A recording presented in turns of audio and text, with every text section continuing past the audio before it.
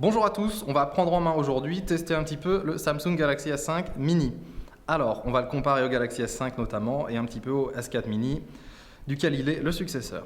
Alors, niveau design, comme vous pouvez le voir, on est sur du Galaxy S5, donc même dos, amovible également. On va voir la seule différence, pas de trappe pour le slot, pour la prise micro USB, pardon, le haut-parleur au même endroit, appareil photo, flash et cardiofréquence-mètre. Prise casque, port infrarouge, le même cadre, les boutons au même endroit. Vraiment, c'est un Galaxy S5 miniature. On en vient à l'écran. Alors, grosse évolution par rapport au S4 Mini. On est sur du 1280 par 720 pixels. Donc ça nous donne une densité de pixels de 329 pixels par pouce. Pour rappel, l'écran est de 4,5 pouces.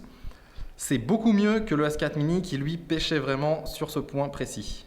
Le Galaxy S5 Mini n'emprunte pas au S5, son grand frère, que le design. Il a également donc, toutes les fonctionnalités software qu'on va retrouver, notamment le mode ultra économie d'énergie qui est ici, qui va désactiver toutes les fonctionnalités, on va dire fantasy du smartphone et qui va garder appel, message. Vraiment, ça devient un mobile à la Nokia 3330, on va dire. On peut modifier les paramètres, on y reviendra. On va retrouver également le scanner d'empreinte digitale qui est ici, intégré au bouton d'accueil également, et le cardiofréquence-mètre ou capteur de rythme cardiaque, comme je vous l'ai déjà dit. Côté interface, c'est du pur Galaxy S5.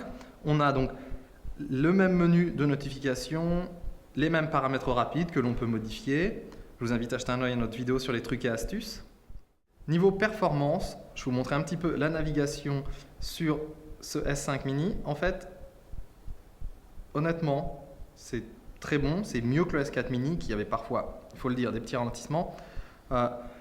Là, vraiment, il n'y a aucun souci. Bon, on n'est pas aussi performant que le S5. Sur certains jeux, ça va ralentir un petit peu. On ne va pas jouer à Real Racing 3 aussi, on va dire, avec autant de fluidité que sur le S5. Mais comme vous pouvez le voir, la navigation marche très bien. Il n'y a vraiment aucun souci de ce point de vue-là. Pour rappel, le S5 Mini va avoir un processeur 1,4 GHz quad-core, 1,5 Go de RAM, comme le S4 Mini, et 16 Go d'espace de stockage avec extension micro SD.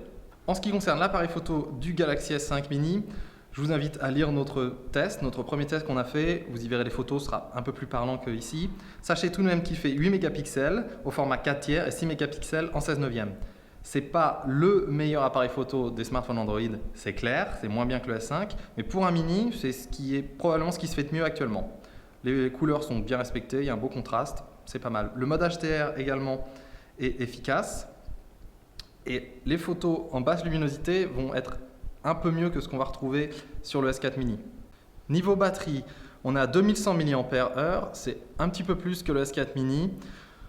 D'après nos tests, on va dire que c'est dans la bonne moyenne, il est très correct, il va tenir une bonne journée d'utilisation normale. Là, pour vous donner une petite idée, je l'ai utilisé 5-10 minutes avec l'écran à fond, luminosité à fond, connexion Wi-Fi en jouant. J'ai perdu environ 4% de batterie. C'est dans la moyenne. Pour conclure, à propos de ce S5 Mini, en fait, on peut dire que c'est un bon smartphone, c'est peut-être le meilleur des mini actuellement. Le seul souci, c'est son prix, en fait. Il est à 449 €, 429 € au magasin. Le truc, c'est que c'est juste au-dessus du Galaxy S4. Donc si vous cherchez un Galaxy S5 et que c'est son prix qui vous rebute, en fait le Galaxy S5 Mini ne va pas forcément être un bon choix. Si c'est la taille par contre qui vous rebute du Galaxy S5, alors vous pouvez partir sur le S5 Mini. Suivez-nous sur notre chaîne YouTube, Facebook, Twitter. Salut!